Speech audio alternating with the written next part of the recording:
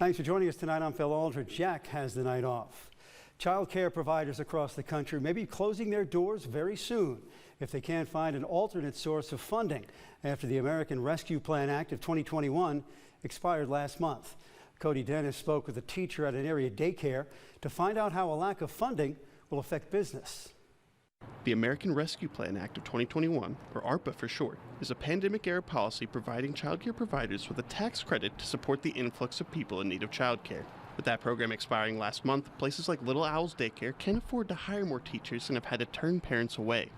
Yeah, we've actually already had to do that, just because if we don't have enough staff, we have to limit how many kids because we have to stay by state guidelines, and we go over state guidelines, then we can't really be open. So yeah, it kind of limits us on how many kids we have if we don't have enough staff to be here. If Little Owls Preschool is unable to find an alternate source of funding, Peckham predicts they will have to change the way Little Owls operates. Probably some budget cutting, probably some downsizing and stuff for us.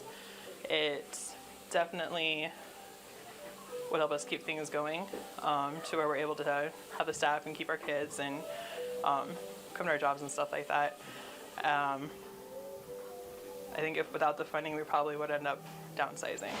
This lack of funding could impact school test results for years to come. Peckham believes early education is crucial to success later in life. It's very important.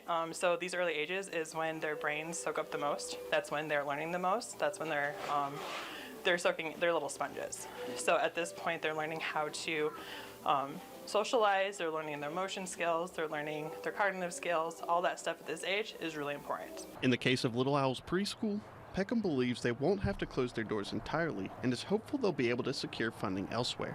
Reporting in Rapid City, I'm Cody Dennis.